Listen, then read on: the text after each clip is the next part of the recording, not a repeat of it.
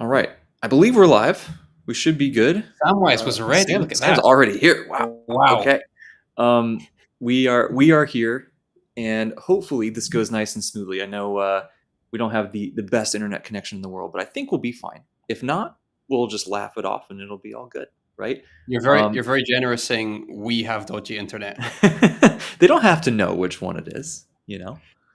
But I am joined today by the fantastic David from Four Corners of the Page. We talked for the first time a couple months ago on his channel, and it was so fun. And it was like, it's been awesome to get to know you, but also just to see other people realize how cool you are, right? And see your channel grow, and you're just doing fantastic stuff. So thank you so much for taking the time to talk to me here today, especially with it being late night for you. Our time zones are quite different, right? So I appreciate you making the sacrifice with your sleep.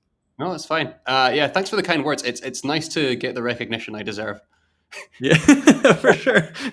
No. So what I should say as a preface is just going back to the data thing. I am rocking 1 bar. For some reason, in the last 2 weeks, my apartment has become a 1 bar black hole of data, and it's been a bit of a trial and error situation. So if I do fuzz out, do not blame Jake for any reason whatsoever. It's all me. But thanks for having me on. Yeah, 2 months I think since our first conversation. Okay. Far too long, as far as I'm concerned. Well, you heard what I said about you, right? I heard a couple things. I saw the Yeah. PowerPoint video, Oh, which I'm I thinking. loved. That was awesome video, by the way. Thank you. I think I'm going to do more PowerPoints. They're easy to make. They're kind of fun. You can be silly with them, and if they look dumb, you can just kind of blame it on having a poor sense of humor. But what I said about yourself was that you were the one who got me into live streaming, and I don't Yeah. think I would have made that jump. I mean, I probably would have, but not nearly as early if you hadn't pushed me to give it a go. So Yeah. I do appreciate you for that. You kind of walked my hand through that first live stream. My pleasure, man. I'm glad that we did it. Trace, what's Oh, up? it's beautiful. Gems of BookTube, as are You you, as well, sir. man. Yep. Mr. Good Cat is here. Hello. Always has a banger TBR, by the way. Okay. I feel like he's never reading anything that's not a 10 out of 10. So, Good Cat, what are the next couple of things on your TBR? Yeah. What's up, Tom? What's up, Shay? We were just talking about you a little bit before we started here. All great things. Mostly positive, Shay. Mostly. Sword of Steve. That's a great name. Hello. Samwise, guess. Yeah. Uh-oh. Guess. Let's see. I want to see some guesses in the chat before I reveal my I get that a lot. The issue is being a teacher, right? Is that when I walk into a classroom, especially with 15, 16-year-olds, they all look of an age with me, and they can all grow facial hair far better than me. Well, the boys can. And genuinely, when I started I'll tell you my age in a minute, but when I started my new place of work a couple of years ago, I was wearing a shirt and trousers that accidentally very much approximated what the school uniform is at the school I'm working at, if that makes sense. Mm-hmm. So my first week, I was walking into classrooms to get resources and things like that, and teachers would stop me and say, "Why aren't you in class?" And it was the most awkward first couple of weeks. Samwise, I'm 31. 31. I think Jake, you and I are pretty much of an age, aren't we? I think we're the same. I'm 31. I'll be 32 in August. Yeah. Yeah, this is really fun. The age thing is funny because I always looked old for my age. Yeah. And then for whatever reason, now all of a sudden everybody thinks I'm younger than I am. So I don't know. I don't know why that is. But both Samwise and Shelf Esteem, I've had the same question about. I don't know who's comfortable sharing their age. We can make this a big kind of reveal party. But especially when I gave my wife that PowerPoint, she's like, "How old is that person? How old is that?" I'm like, I haven't asked them. Yeah. Shay, I know Shay's age. Shay's saying we're old. Because he sent me an email, or his Instagram has his date of birth on it. I was like, oh, there we go. Tom turns 30 this year, bro. Okay. We're going to have a birthday party stream. All right, we are. That's actually a good idea. I'll definitely do one for mine because it's also the 1 year anniversary of starting BookTube. So when did you start? Day after my birthday. So that would have been August 17 last year. Yeah. Crazy. True. Elder statesman. I would not have guessed that Nikhil was 40. You have the most youthful energy of us all, Nikhil. Oh, 100%. Yep. 30 Gang sheds a tear. Well, season 24. That's funny. He's got his whole life ahead of him, doesn't he? 24. But can you imagine being this intelligent at 24? Like I Yes. talking to Sam about like Book the New Sun, right? Yeah. Unbelievable. I'm just like, what? At 24, I was just like, Digimon's cool, right? Yeah. It wasn't. I wasn't doing that, man. Do you know what? If I Uh, could talk positively about Samwise for a minute, Sam and I haven't actually had like a proper face-to-face conversation like we're having now. But every time I see a comment or him on a video, blistering intelligence, oh intimidating man, intelligence. yeah. Yeah, There's so many people smart on dude. BookTube that are like that. I bet Um, his IQ is higher than his age. I hope so. Yeah. Um, I was actually I put a comment the stream you did with Thomas about Empire Silence, and you guys were talking, and I think it might have got lost in the shuffle, but I put a comment. I was like, David, you keep going like this, we're gonna have to get you a tweed jacket because you're like What was it about? you're on that that Philip Chase path with the analysis, man. You're crushing it too. It's like there's just so many such intelligent, insightful people on here. It blows my mind. Yeah, and I love that everyone kind of brings a different flavor to what they're having. I think what Yeah. Joanna said about you and Thomas in your chat, she compared you and said you're both very forthright, honest individuals, which I think is to your benefit. Yeah. I think that's why she paired you in the end. She said that you both Yeah. have this authenticity, which is wonderful. But you're also both very different human beings with very different approaches to your channel. And I think Hmm. kind of sometimes it seems like a lot of booktube is, and I don't mean this in a negative way, quite copy paste. Like we're all putting out our May TBR videos right now, and we've all For just sure. done our April wrap ups, and there's nothing wrong with that. But I think actually that's quite surface level. And when you watch everyone's stuff, there is a versatility of personalities Yeah. that kind of undergird that make everyone's channel worthwhile. Absolutely. Aye. Actually, let's talk about that for a second because I think that there's some people, especially some of the new kids on the block, right? Like you're doing some different stuff. I see Nikhil doing some different stuff. Sam's done some different stuff. Preacher's done some different stuff with some like the huge collab things, and I think I have of all the people who have started in the last year, Shay's doing different stuff. I think I'm like the one who's doing the most similar to what like most of the big people are doing, right? Which has somewhat been just because of my lack of bandwidth for coming up with creative ideas over the time during the school semester. But I'm really excited to branch out and do some other different stuff here now that I have a little bit more time on my hands. So I guess like how have you approached what you've done with your channel? Like you've done some of the normal stuff, some interviews, whatever. But like, how intentional is that to try to be different versus just kind of doing what sounds fun and you're just rolling with it? Can I spin the question back to you first, and then we'll come Sure. back to me? Because I'm quite curious how you tend to approach things. Do you have like a Google Doc of ideas? Do you choose what you're reading based on your YouTube channel, or is it vice versa? I'd quite like Mm. to hear your thoughts before, so I can basically copy it. Um, Yeah, so I have a Google Doc with some ideas listed out, yep. and whenever I have a thought, I'll just jot it down. But um, right now, the formula has been super simple, just because of just being busy. So it's like I have one video. It's basically what I've done for the past week, which everybody does, Mm. and then I have another one every week that's just kind of something else, whether it's a TBR or a wrap up, or now I want to do a bunch of like Jenny Orts videos and stuff, just stuff I'm excited about, and so on and so forth. But the choosing books thing is funny. It was originally just sort of whatever felt engaging to me. I didn't really care so much about how it looked for the channel. It's just whatever I was interested in. And Yep. now there's so many buddy reads and read-alongs and stuff that Yeah. locks up quite a few things, which I love. Right? It's great, but it does limit your other choices sometimes, right? So now that kind of takes care of a lot of the choices these days, Hmm. and but yeah, it's really just kind of that once a week, whatever feels interesting to talk about. Um, I would love to get back. There was a period of time when I was doing 3 videos a week when when I had some extra time, and I would love to get back to that because there's just so much cool stuff to talk about. And you know, when you think about, for me, posting twice a week, right? If one of them is sort of a weekly update, whatever, like, so I'm really posting once a week, something like unique, like a unique video. Yeah. And so you're going to have a TBR, maybe a monthly recap. That's two of them. So you have like 2 or 3 more videos per month now. So you Yes. just, there's just not that much time to do cool stuff. So I really want to get back to making more content and Yes. just have the opportunity for that. One thing I'm always in admiration of you is how you can just do a video in one take. Like, see, when I make a video, the amount of, like, I think is my every third word. And I didn't even realize that about myself until I watched one of my videos back. I went, this guy Yeah. just cannot stop umming and ahhing. And then I see your stuff. I'm like, this is like some kind of superhero level talent that Jake has for Oh, I himself. don't That know about that. the Thank filler you. words are minimal. There, You've got a I'm smoothness to your delivery. Thanks. I'm getting Yeah. better. It's I do notice, like, I'll say right a lot, or I'll I actually made a joke about it in the middle of the last video. I was like, I'm saying awesome a lot in this video. Yeah. So I'll catch myself like that. So I think everybody's got a thing, but Yeah.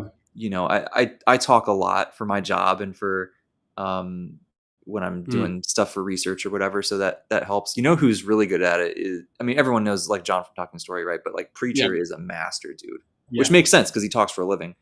But Yes. yeah, it's people are, I don't know. Everyone's got their thing with how they do the delivery, right?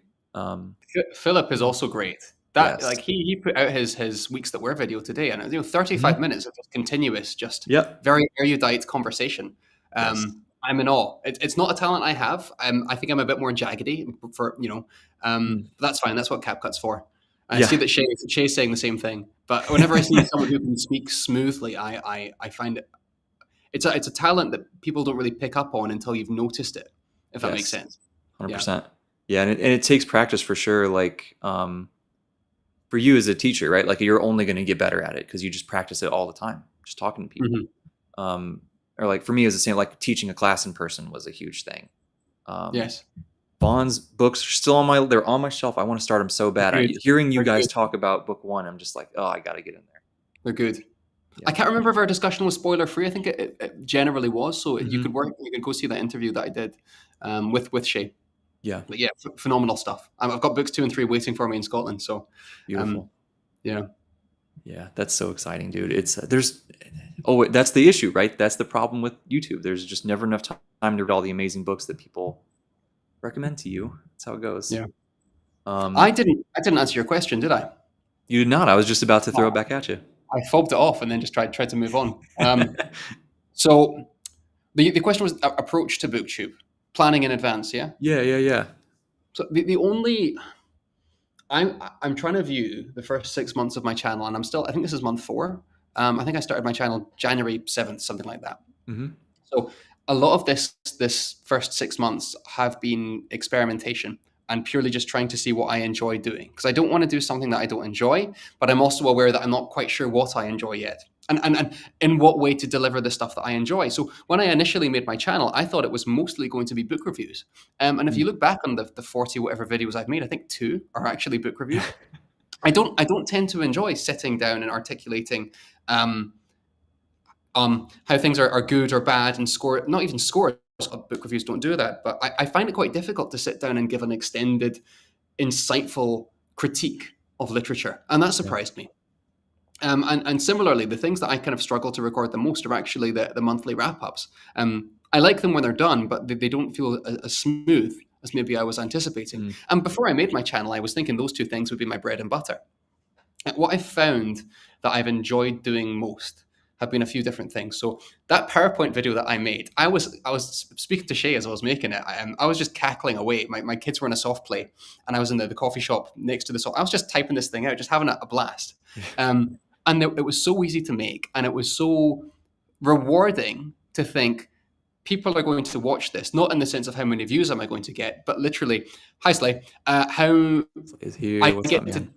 I get to direct these people towards my genuine thoughts towards them. And the only regret I had about that PowerPoint was that it was only 12 people long, because the truth is it could have been 20. And so I really enjoyed PowerPoints. And what I think I'm going to do going forward is book review PowerPoints. And I can kind of thread that needle, as it were. So I can take these I like it. thoughts about books that I have, but make it like a 4 or 5 slide silly slide. I'm sure someone else is doing that on BookTube, but that ameliorates some of the fear I think that I have in putting those out. Because there's also a thing there when you're putting book reviews out of, that a lot of these big names have fan bases, Mm. and I don't know if people who don't do booktube have thought about this, but there is a sense in which you put out sometimes a critique of a text, and you're worried about how the fans are going to take it for better or worse, because you want to see something original, and you want to be Mhm. honest and forthright. I've been speaking to Joanna about that a bit actually, and Yeah. just generally you want to be honest and authentic, but at the same time you are aware that this is someone's beloved. Yeah. So we kind of had that talk last time about Wind and Truth, and how that has kind of sparked some of this Yeah. debate. Yeah. So book review PowerPoints is going to be a staple, I think. Conversations, live streams, the author chats that I like to do. That Stephen Erickson thing was the highlight of my decade. Yeah. And then just general nonsense. I don't really have a name for it, but sometimes inspiration will strike. I'm like, I'm going to make a tier list today, or I'm going to put out a 20-minute analysis on Gardens of the Moon. Yeah. So that's kind of how mentally I've been chunking it into thirds. But yeah, so I don't know if that answers your question. Basically, as well, in terms of Yeah. production, it's when I get a free hour. If my kids are asleep, like right now, I can live stream. If I have a lunch hour, and I can maybe run home and use my lunch hour to put something out for 20 minutes. But it's all about space and time for me right now, which I think is what Yeah. gives my channel a slightly, what's a word with positive connotations that I can conjure up. Cobbled feel. Should we say Cobbled. cobbled? Yeah. I like Anyways, it's great. Like I love when you've just been like, hey, I have to run up on the roof and record this real quick, right? But it looked yeah, beautiful, right? Like it's such a cool and people aren't really doing that, and so it yeah, helps you stand out. And I think little things like that are it's little things that can set you apart, right? Like just like how John and Jacob started to yell at each other over the mics, and all of a sudden that's their thing, and they blow up, right? You never know yeah, what sets you apart, right? So I think it's cool that I imagine that it's stressful to try to find those little pockets of time and whatnot yeah. sometimes, but um, it's for the love of the game, right? Absolutely. Yeah. Yeah. And just looking at the people who are in the chat right now, everyone has a different kind of way that they approach things. Yeah. Um, yeah, they're fighting about White Sand because I don't. Did you see that one where I called White Sand the worst thing Sanderson's ever written? I don't know if I did. I haven't read that. It's don't. He's gonna rewrite it, I think, right? Do a Yeah, prose but version. he cannot make it good. No offense, Brando Sando, I love you to pieces. That thing is structurally. So this is White Sand by Brandon Sanderson. Whoever might not have heard of it. So it's Cosmere connected. It's a graphic Mhm. novel. It's also a graphic audio, and he's planning to rewrite it as a novel. But he's gone quiet on that. I think he said it was next, and now he's writing Ghost Bloods. So I'm not sure. Yeah. Trainwreck is the word I'm seeing in the Uh-oh. genuinely baffling. The art direction in the graphic novel is terrible. The dialogue is Mm. weird. Structurally, it is dull. The magic system is that the main character can take sand and basically turn sands into whips and use them to fly or combat, Okay. whatever. And your strength is tied to the number of sand whips. I forget what they're called. You can conjure up. And so the main character at the start of the series, I think he has one, and so it's that classic Sanderson leveling up. So you're like, oh, cool. By the end of the series, this guy is going to have exploded in power and become like a sand octopus. I don't know. But the reality is, the characters spend about, it's maybe 1,000 pages of graphic novel, probably less. 80% of that is conversations in boardrooms, or this Mm. planet's equivalent of boardrooms. So I don't understand how this whole thing came about, and I don't understand how he can rewrite it and make it interesting because all the art is also pretty bad. Um, Okay. train wreck, yeah. Yeah. Interesting. So Well, that's my little rant. maybe maybe he can like really redo it. I don't know. You are This, being summoned though. Um, the collab that we all want to see, that will make all I've of us told feel Slay. dumb. I've told Slay that he needs to get a booktube channel together. And Samwise, yeah, absolutely.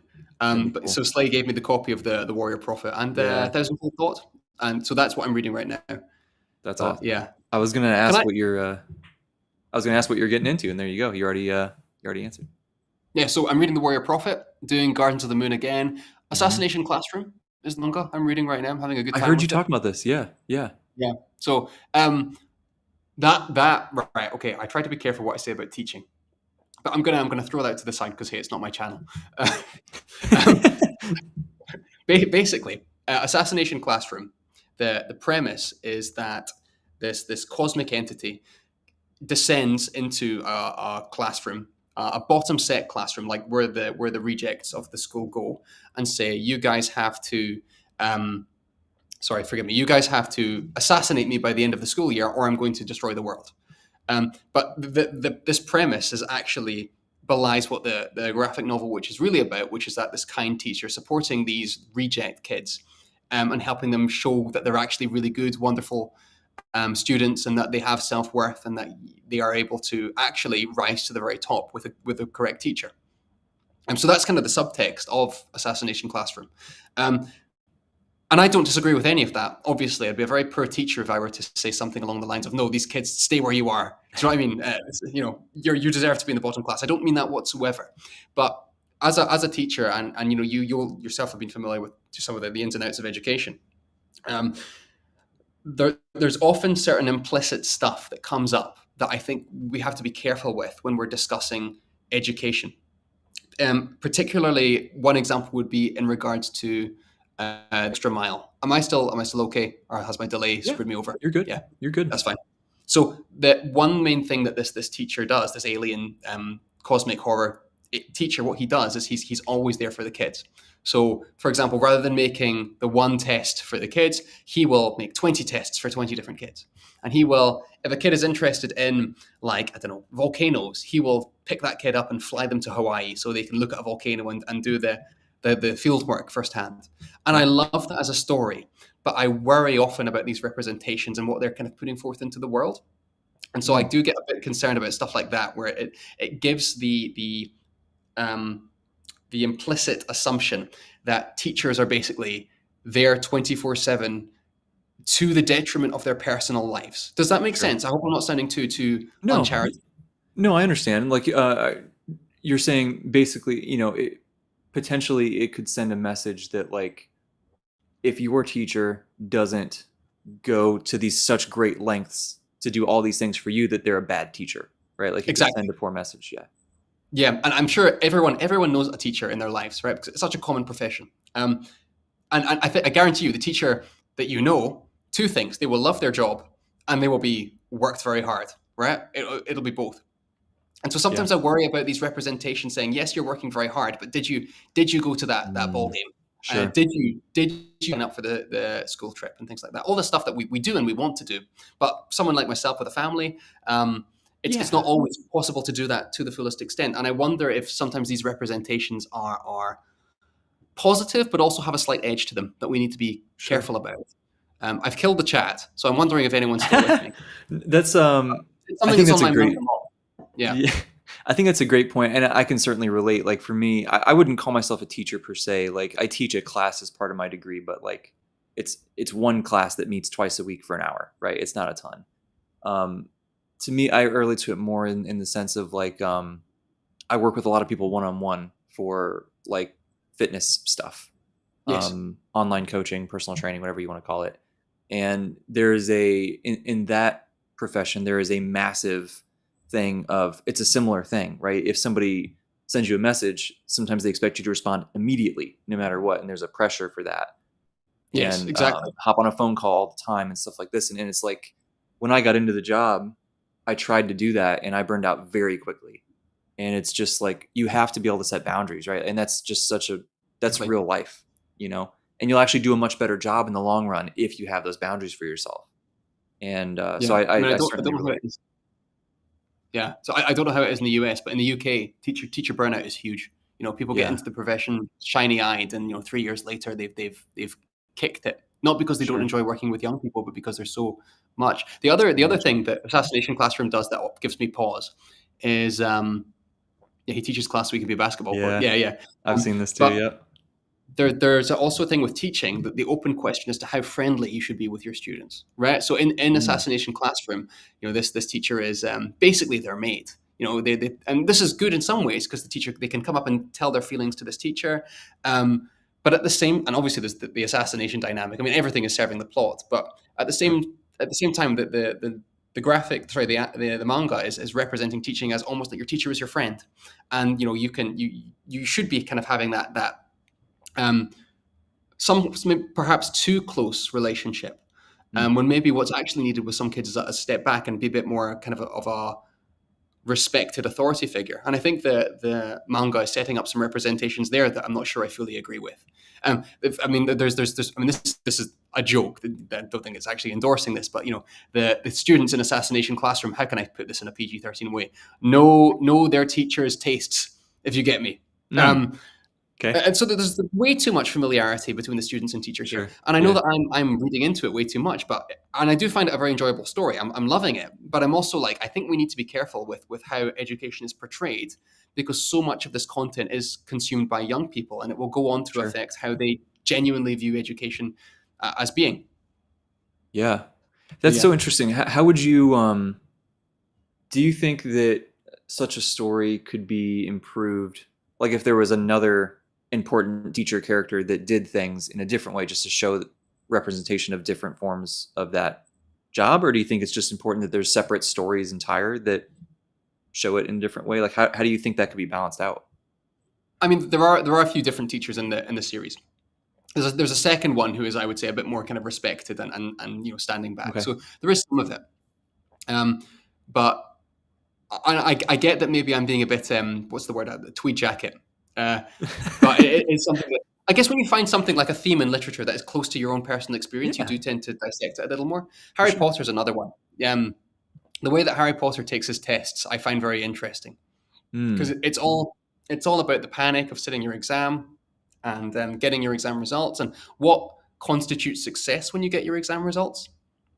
So I think what J.K. Rowling did with Harry Potter was very interesting and actually quite true to life, where Harry gets his results and he fails a couple of classes. I think he fails potions or something like that. hmm. But Harry still breathes a sigh of relief and kind of generally just goes, "I did okay. I did.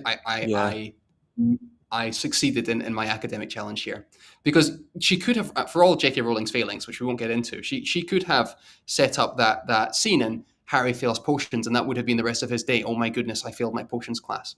Yeah. Um, and I do admire that in this scene, in this work, that education, it's okay to get some stuff wrong. It's okay to maybe drop the ball on one subject, as long as you're trying to, do the best job you can. So Yeah. the more you look at kind of education in literature, you'll see it's everywhere. Yeah.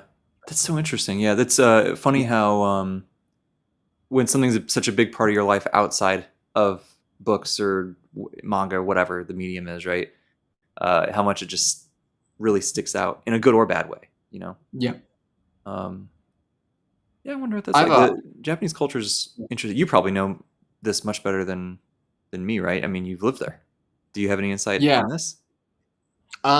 So I did 3 years as an assistant teacher before I became a teacher. So I was in the classroom with a lot of Japanese teachers.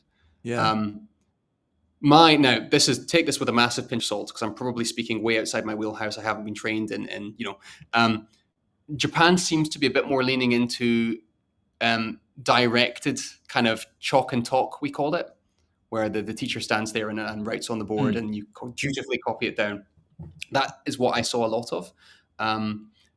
But I also saw a lot of teachers, and again, pinch of salt, this could have been one school, every school is different. A lot of friendliness, lots of teachers giving stories from their personal lives, a lot of teachers trying to bring in that human element, which I don't know if that's what I was expecting. So, Yeah. but the school I was in, the behavior was very, very good. The kids didn't really misbehave. Bad behavior is forgetting your homework. So I think maybe that kind of looseness was maybe allowed, because Interesting. every school context is different, and you don't realize that really unless you move around a lot as a student. That your school has its own particular personality. Mm. Yeah, I don't That's know if that so answers your yeah. question, Tom. That's it's so interesting being, growing up in America, right? Where it's like Yeah, if you're the kid who never forgets their homework, people like look down on you. They're like, "Why are you such a weirdo prude?" You know? yeah. And it's just so funny how different culturally things can be. But I have a yeah. question for you that I Okay. wanted to ask, but we kind of moved on. But it's going back to White Sand. Okay. So I just gave my scathing review of White Sand. I have very few 1-star reads, and I'm quite curious if you're willing. What are the 1-star reads in your life, Jake? Oh boy. There's not many because typically I've rarely picked up a book I didn't really like, and the Mm. ones that I did, I typically so like one. I think the most recent is probably people are gonna hate me for this. uh, The Road from Cormac McCarthy. That Oh, I do hate you for that. I know it's a good book. Okay, I know it's a good book. It just wasn't the right time.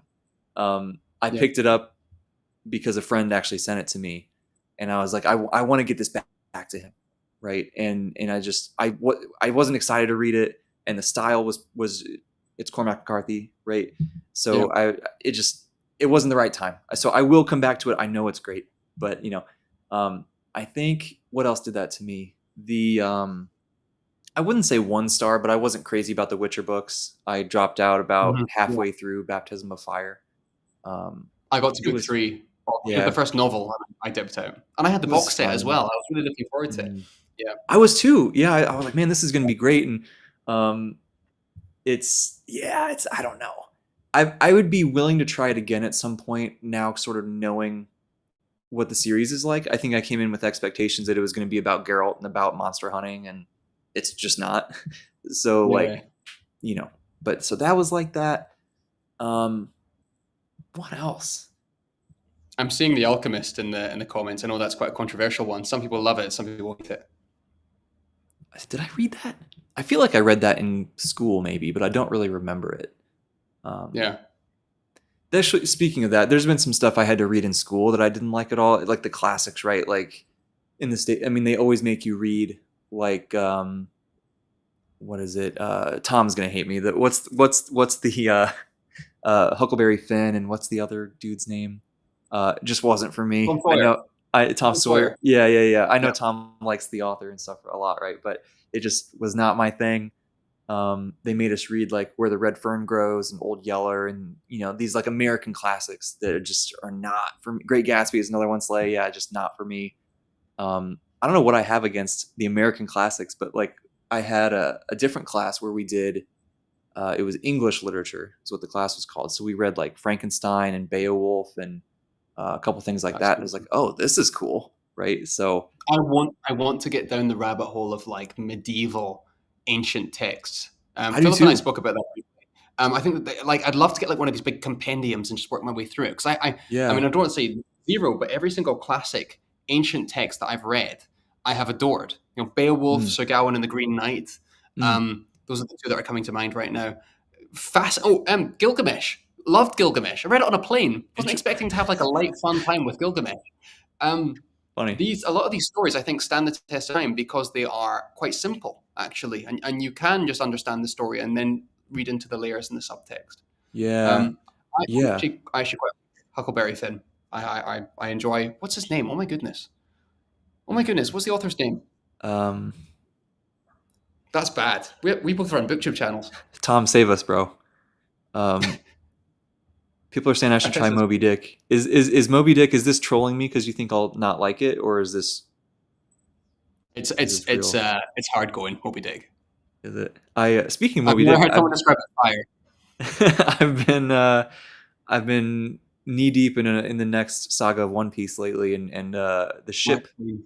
Moby Dick has made an appearance, and it's awesome. So Mark Twain. Mark Thanks, Twain, Shay. yeah, that's what it is.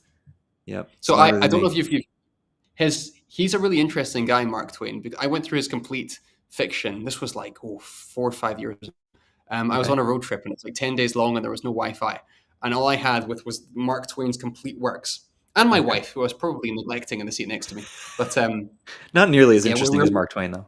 we're in Mongolia, and you were very quickly run out of roads in Mongolia, and we didn't have any batteries, so I had this book, and my wife is quite a quiet, reserved individual, and our driver was also quite a quiet, reserved individual, Okay, and our guide because we paid like I can't remember how it was. It worked out to about $25 a day, something to do this trip. So we got a driver to drive us, which is good because it wouldn't have worked out if I was driving. But anyway, mm. 11 days driving through Mongolia, and all I had was this complete Mark Twain's fiction. I think his nonfiction is also pretty well regarded. But the more you get into the weeds, you know how with an author, their best stuff is well known, and you get to the bottom, and you're like, this is pretty dubious. Um, Mark Twain's dubious stuff comes very fast. Interesting, So like, interesting. apparently it's very obvious he needed money after a certain point. So a lot of the Huckleberry Finn sequels are strange. Like there's one where Tom Sawyer gets in like an airship. I think it might be a hot air balloon and basically goes around the world. Um, and he has a really, really weird one called, I think it's called The Mysterious Stranger. Um, and he wrote this just at the end of his life. And basically, and I could be wrong here, so again, pinch of salt, the main characters like meet Satan and like go on like a weird, wacky road trip through time with Satan himself. And this is the last thing that Mark Twain ever wrote. So like we all know Huckleberry Finn and we all know Tom Sawyer, but the further down you go that rabbit hole, the um, again, the more dubious, I guess you could say, that Mark Yeah, Twain stuff gets. funny. That actually, I mean, Yeah. that sounds interesting to me. Hello. Um, wow. Okay. So, what else you got coming up soon? Right. I know you're reading the Baker stuff right now. What do you have on the horizon? I know Sun Eater's not for another month or two, probably. Right. Yes. So I just think people really want to read that book now. We were talking, I don't know if it was on or off air, we were talking about the fact that a lot of our reading um, is sort of directed by BookTube. That was on air, wasn't it? I think so. Yeah. Read-alongs and stuff. Yeah. Yeah. So um, I've got Mushroom Blues coming up. That's Talking right. to Adrian Gibson. Yeah. And I'll be honest, I know nothing about that novel except that it's everywhere. It Seeing it is. on everyone's shelf, everyone's talking about it. And I thought, you know what? I was looking to see who was going to be the next Self Pub Combos. Chance is going to be number 6, but we decided that we'd wait until I could get my hands on like the actual book. Um, Awesome. so I had some time in there, and I thought, you know what, Adrian Gibson, I'll reach out to him and see if he's available and wanting to, and he was. So that's going to be coming up. Sweet. Baker, what I'm discovering now, and I don't know if you have this problem, so I'll pass this question back to you in a minute. I feel like I have about 9 series open right now. So, like Robin Hobb, not like small series either, like big catastrophic like Subway sandwiches of series. Um, so like R. Scott Baker, Robin Hobb. I've been trying to get through Discworld. I've been trying to get through basically everything Brandon Sanderson's ever written. Flipping Wandering In, which is the size of that wall behind me. Jeez. Yeah. Um, so I need to find a way to kind of condense down the amount of series I have open, so I can Yeah. begin to start some new stuff. So I think my journey to the end of this year is going to be writing down everything that I've got open and just stripping some of that back. There you go. Hey, What there's a about you? video idea for you, bro. All the series you're in the Yeah, middle of, right? yeah, Um, mine's not. I don't think it's too bad. We kind of think through this. I'm on the last Skyward book. I really limped through book 3, but book 4 is I hear is better. So we'll see. Um, I heard that it was yourself that every week on your update because I was watching you. I'm still reading. Was it Defiant? What's it called? Cytonic. Cytonic Cytonic. was I'm book still 3. reading Cytonic. I'm like, Uh, are you are it you was reading that tough. book? It was Yeah, tough. I'm not gonna lie, it was yeah, tough. The end was good. The end kind of, if the end was bad, I probably would have just dropped it, to be honest. But yeah. the end was good enough to keep me around. So, so I guess I'm in the And middle you're a of huge that. Sanderson guy as well. I am, yeah. I think Yeah, it's just, I don't know. It's, I don't know. It's whatever. It is what it is. It's not supposed to be Stormlight, right? It's yeah, But so I got that going. I guess technically I'm still in the middle of. I'm slowly working through some of the Star Wars EU books. So I'm in the middle of yeah. one of those trilogies. Um, I am now. I'm in Book of the New Sun. I am Wars, Light, and Shadow. I feel like I'm Last War. This is already more than I thought it was going to be, Exactly. Yeah, right. They open but up so fast. they do. I feel like there's more. Um, it's slipping my mind at the moment, but it's I try Do not to you know what keep it's it too like? bad. Do you know what it's like? It's like with a black hole. When you pass that event horizon, there's no coming back. Yeah. And I feel like there's a certain thing with reading a book series that if you leave it too long between books, there's no coming. But you have to start it again. So Wheel of Time, I got to like book 11, and it's now been what 2 years since I finished book Dude, 11. oh my goodness, dude, you got to go So finish it's it. like I know It's yeah, the so good. completionist in like I'm not the biggest fan. Do you know what, actually? Can I show you? You know what's balancing my laptop right now? Okay. Wheel of Time. I've got them right here. They're doing it. They're doing me a favor by keeping this laptop I don't up. know That's if I a should nah. be offended or not. They're quite nice, thick, robust hardbacks. So Yeah, there you go. yeah, Slay. It was good to have dinner with you the other night, I'm jealous. I want to have dinner with Slay. and you paid too. I What a tried. guy. Why am I There's a not there's a thing surprised? there's a thing in Kuwait where the people literally are fighting to swipe the card, and I kind of went, Thank Oh you. yeah, yeah. But I did genuinely. But Slay's wonderful when he does, and I'm sure He he will is. at some point make his appearance on BookTube. He is going to. I mean, he knows everyone already, so he's going to jump right in. Slay's the man. Samwise, Slay's the best. I actually like Samwise's comment. Samwise, I think you and I vibe, and it's a shame that we haven't had a proper conversation because I think we. I think I said this about yourself as well, Jake. We have just enough crossover to make it interesting, Yeah, yeah. and then that 20% difference that is good to discuss. It is. It is. Yeah. You got to finish Wheel of Time though, man. Especially those last ones that Sanderson worked on, because then you get the crossover of your Sanderson love can come into the Wheel of Time, and sounds like hopefully improve your opinion of the series. I stand by. I think A Memory of Light is the best conclusion to a series that I've read. I've heard that. I've heard it's brilliant. It's fantastic.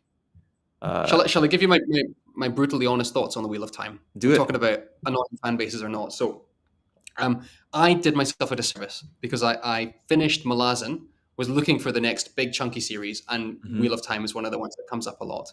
So I think I put myself on the back foot by expecting something like Malazan, and whichever one you prefer, whoever's opinion is, you can have opinions. But they're very different series, right? They're doing very different things.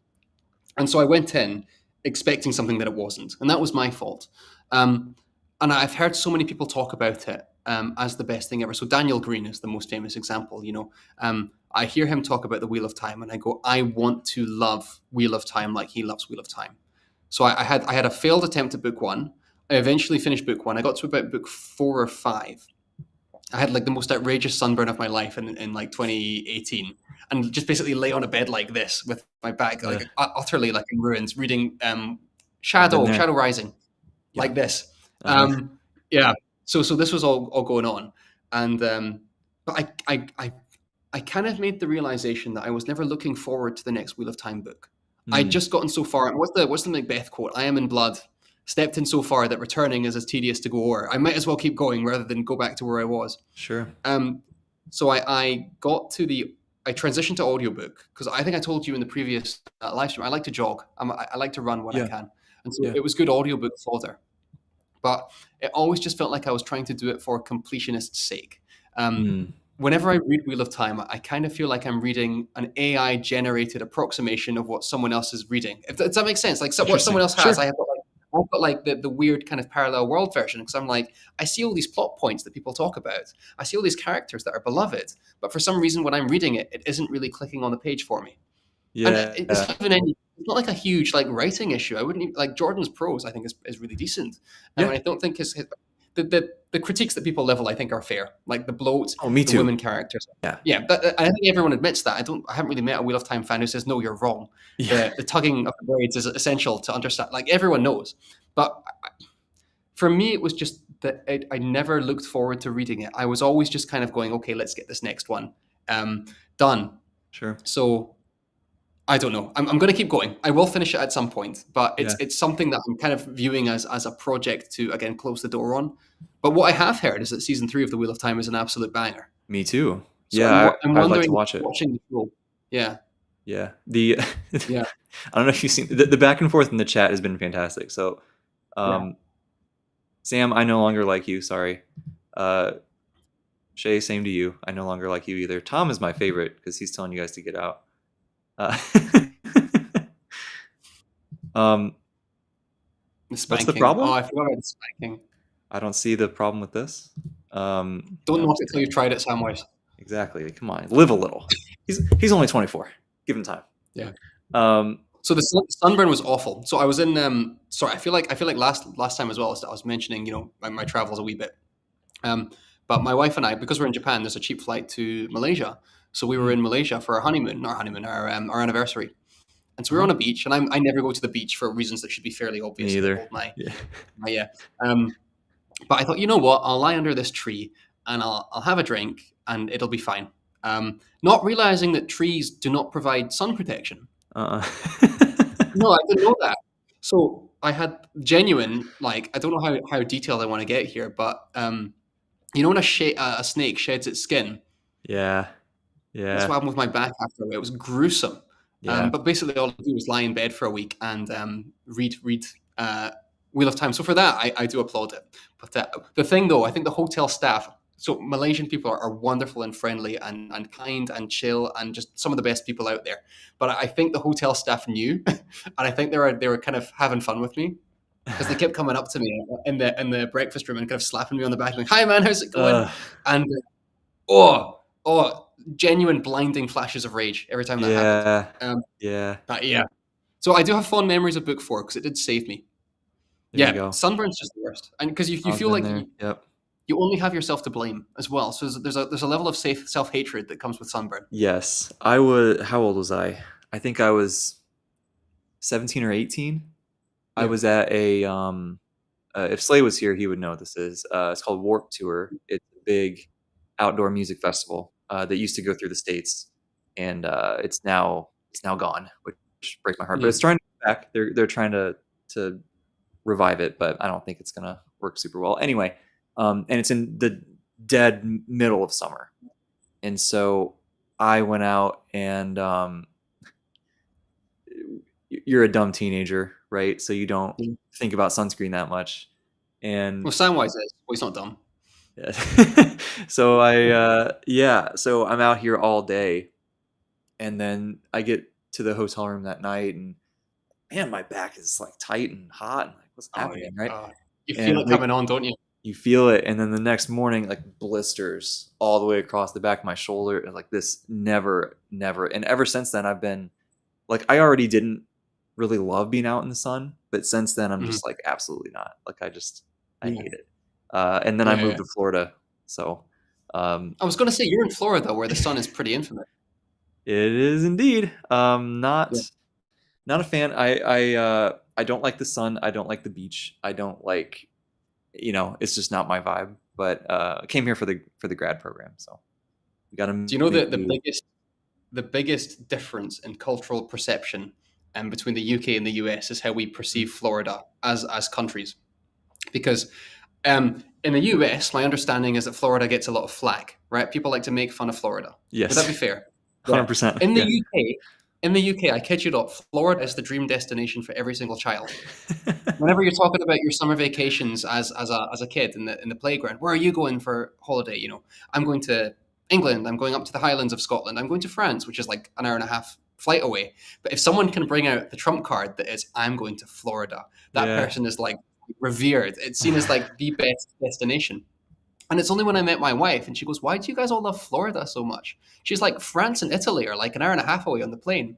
But there's something to a kid about Florida. I don't know if it's the Atlantic, the fact that it's across an ocean, Hmm. or maybe Disney gives it some credence. Could But be. Florida is regarded as the absolute pilgrimage site of young children across the UK, and still is to this day. It is. Yeah, that's Yeah, wild, man. That's so because here, there it is sometimes referred to as the blank of the U.S., which if you think about anatomy and the shape of Florida, you can probably guess what that is.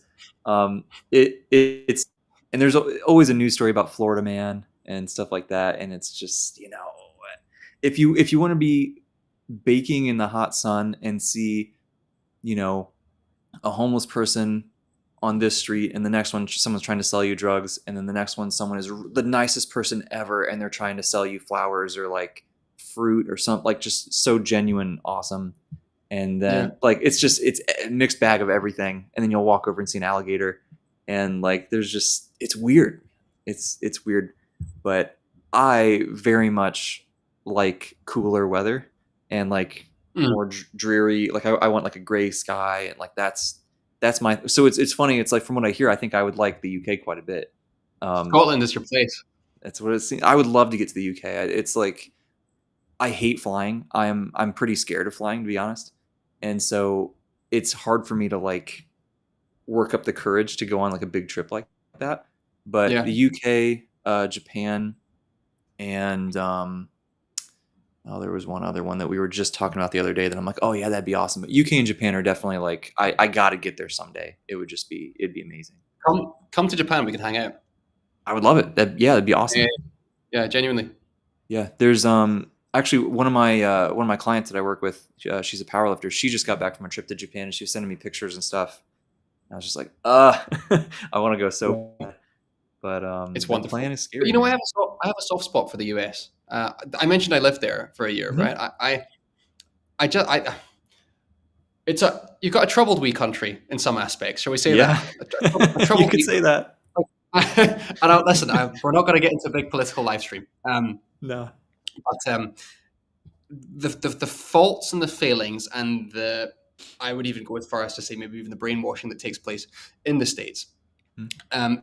is real and concerning. And stuff like healthcare and education, I mean, you'll know this more than me, are mental, the way that that's all constructed. And when I married my wife, Mm. who is American, I married an insane amount of student debt. Yep. So I am aware of the flaws, but there is something as well that I think, and what's the Proud to be an American song? I won't sing it for you. I don't even I know did. what it is. Well, I was on a boat on July 4th last year in Massachusetts, and they're all belting it out. That's the place Anyway, to be, dude. That time of year.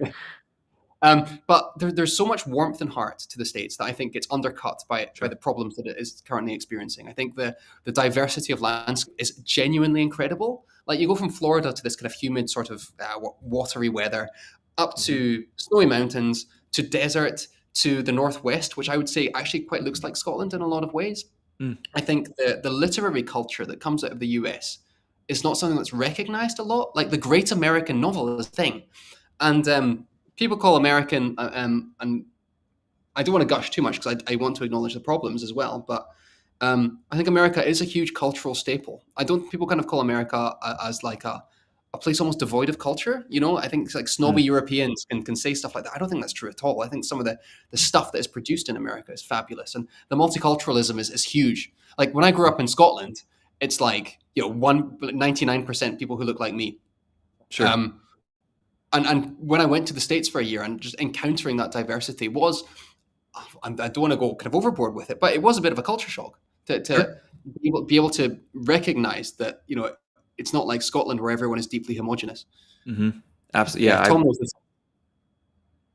I relate to that even, right? Like I grew up in, I don't know how familiar you are with the States. You were here for a while, I guess. So I lived in Illinois for almost Mm. for my whole life up until I was 20. Oh, geez. I'm bad with numbers now. 28, 27. Mm. And then came to Florida, and even just that change was a big culture shock. Like Yeah. the Midwest it's I like the Midwest, it's home, but like it's very white, it's very similar. And Mhm. then you come to Florida, and it's just the people are very different. There's a lot more diversity down here, and which I love, dude. It's awesome, Yeah. and everybody's nice, right? Like there's little Yeah. pockets where I'm just like, man, people here, like it's not that they're bad people, they're just not very friendly.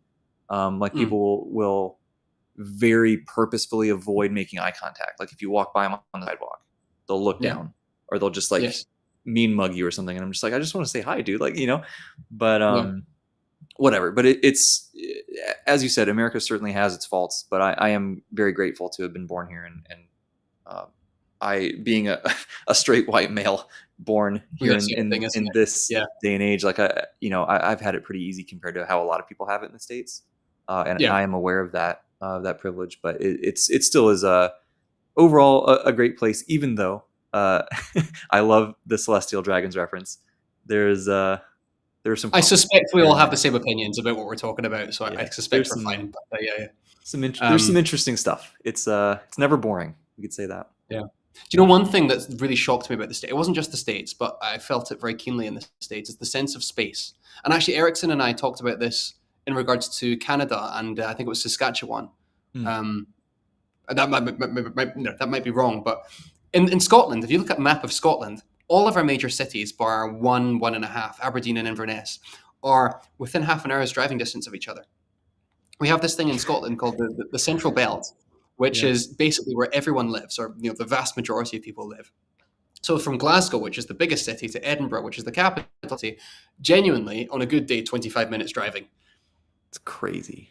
And so in Scotland, like 40 minutes is a long, arduous drive. And for my wife, that was going to school. Uh-huh. So that sense of space really did kind of also shove something askew in my mind. The idea that to drive across your country would take 3-4 days straight if you gunned it. Oh Whereas yeah, in it's Scotland, you crazy. could probably walk it in 3-4 days straight. So that was another thing that sort of was a, what would you call that? Something that was deeply impressive upon me at Mm. that age. Yeah, for sure. Yeah,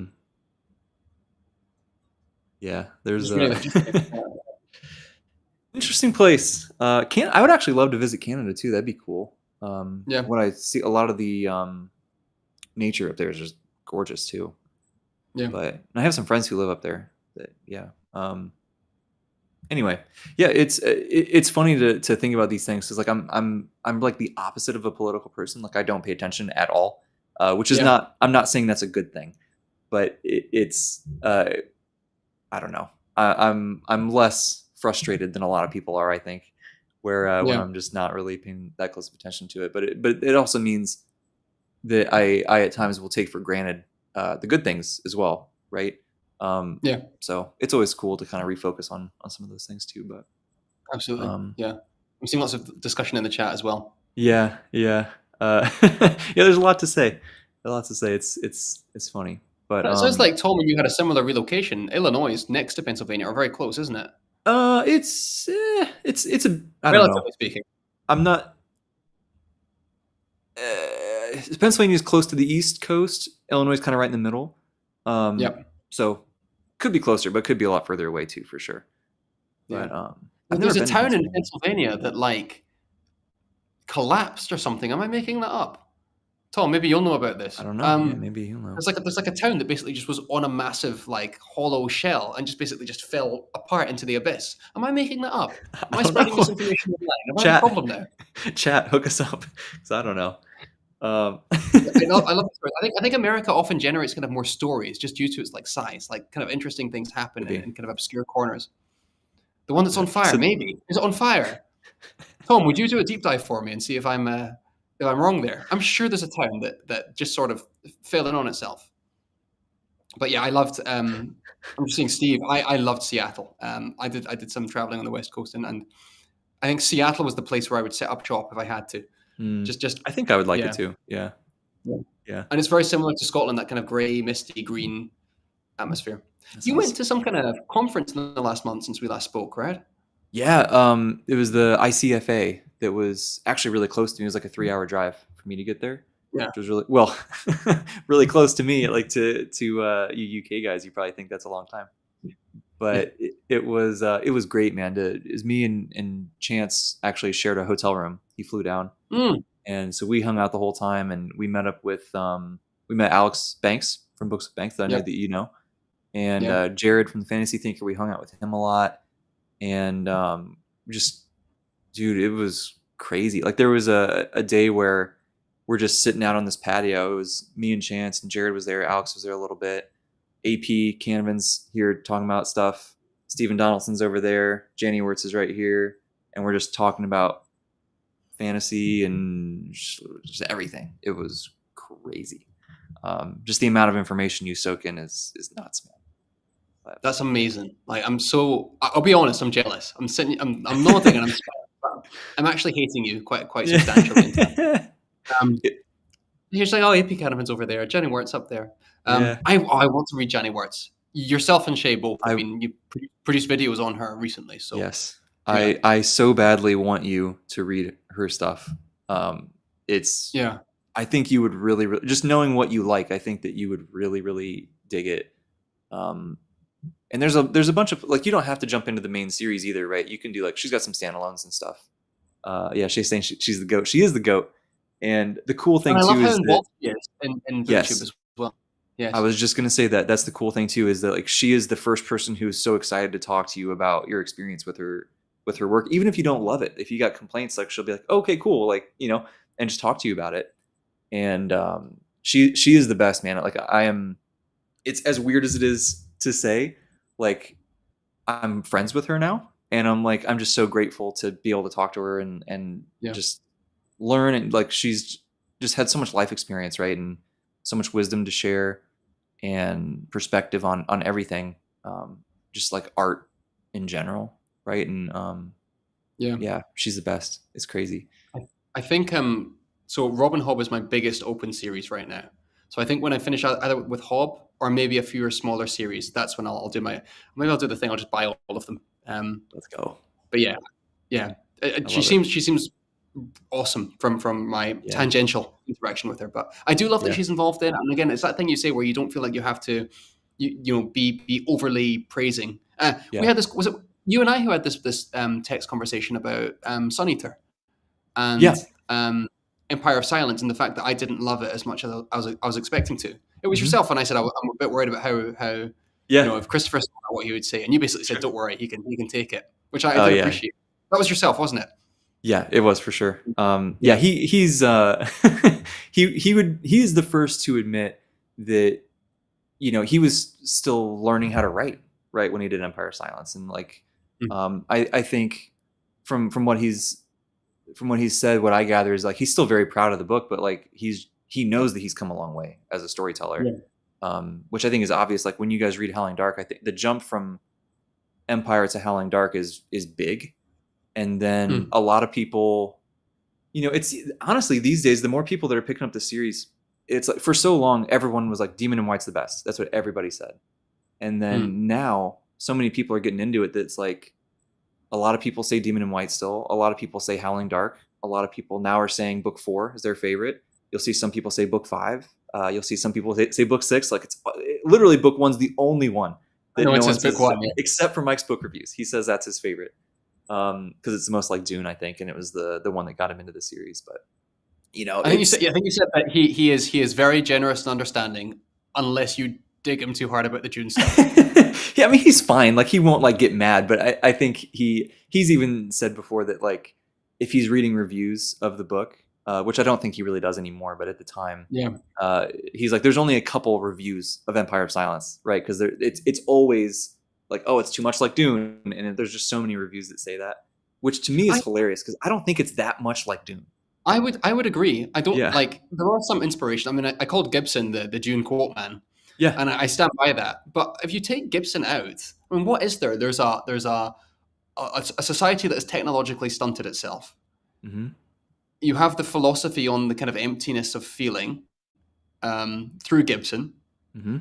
That's for me. I would say that the main things. I can't really think of much else that isn't shared by a number of other sci-fi works as well. Yeah, right. And I think people mention about like Hadrian, and this is not a spoiler for anyone in the chat. Like literally on book 1, he tells you where this end of the story is going to be, or on page 1, he tells you like the end of the story, and so you know that you're sort of following this character who we know is going to be gaining a lot of power, and people are like, well, that's like Paul Atreides, right? Now, what I would say now, and this is yes, exactly. Um, well, actually, I'm the opposite of Sam. Never mind. I was going to say now I feel it's Book of the New Sun and Star Wars. That's what Sun Eater is to me. And he loves Book of the New Sun as well. He does. So Yeah. Sam is saying he doesn't think it's much like Book of the New Sun, which I would be very interested to hear more about this hot take because I think that's been my grain of salt. He's read the whole thing, I think, at least twice. I have read book 1, and that's literally it. So he will know better than me. Maybe take his word for it more than mine. But Do you know if that's been my anyone asks me? experience. Do you know if anyone asks me what my dream dinner party is? Guess. So, I'm just going to screenshot that Book of the New Sun chat and just send that on. dude, that That was was, that was a proper crazy. group of people, wasn't it? Dude, it was crazy. It was so fun. Everybody was awesome. Everyone has such great insights. Everybody's catching different things also. And then having Christopher there was just the cherry on top, right? With his expertise in the story, and he's just a cool dude, right? So it was fun to talk to him. But Yep. it's wild. It's wild. Am I still there? Am I okay with my data? Yeah, we haven't had a single issue, I don't think. Not that I've noticed. Amazing. You know what's funny, and I don't think I haven't mentioned this anywhere else yet. I don't think, but so I finished book 1 of the Book of the New Sun, Mhm. and that was when did I finish that? Not even a week ago. I think I finished it last Sunday, maybe Sunday morning, and then I've been reading some One Piece because I needed something easy and to just fun and whatever to. And we had that discussion, and I went into the discussion. If anyone's seen it, I'm sure you'll laugh. That I went in and I was like, yeah, I don't know why people say this is so difficult. Like I feel like I caught most things, and then we go through that discussion. I'm just like, I missed a lot of stuff. So now I I'm very strong considering. I think I have another maybe couple days to finish up this section of One Piece that I'm on. I'm thinking about Mm-hmm. rereading it again already. The book one of Mm-hmm. Shadow of the Torture, because I just want to see. Yeah. Now that we've talked about it, I want to see some of the things that I missed, and I think that that will, one, just be a fun journey, but two, help me know better what to look out for when we get into the later books, just to Yeah. have that lens. So I'm really strongly considering that, which is kind of tough because May is already pretty packed. So I don't know if I can make the time, but I really want to try. I think that'd be fun.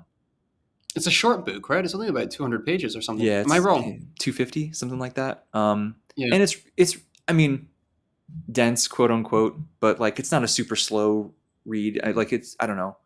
Um, I could get it done, and I think I read it the first time in 5 or 6 days, so I could Yeah. probably go even a touch faster this time. But Do you DNF? I don't think we've had not that often, conversation. not Yeah. often. I really Um, struggle to DNF. yeah, yeah. Yeah.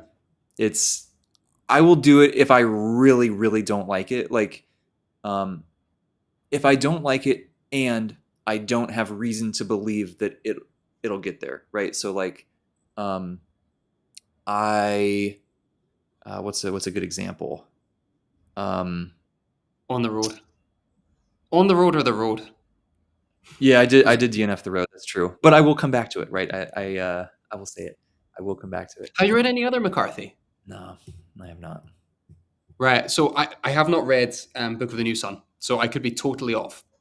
But I think that McCarthy does something similar, and maybe Samwise might be the one to talk to about this. My Maybe. understanding is that Gene Wolfe heavily relies on subtext, and every line is intentional and has layers of meaning behind it. Yeah, So the idea is that the rereadability is key because everything is just so deeply felt and deeply articulated.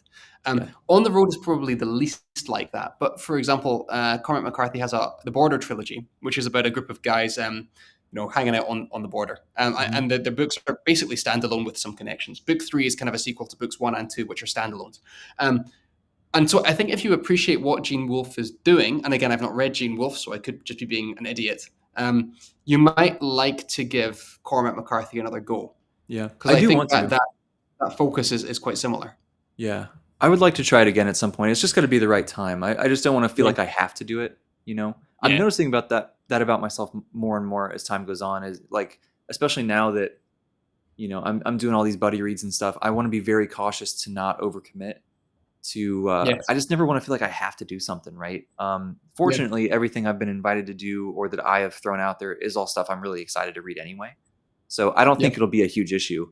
But if anything does come up that I'm not stoked about, I want to make sure that I am honest, right?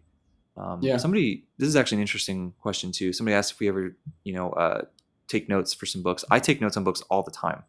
Um, I don't like annotate the book, but I have a Google Doc that I'll just jot a bunch of notes down as I'm going. Hmm. If it's a book I'm going to have a discussion about, I usually try to do that just so I can have more coherent thoughts, right? Do you ever do that?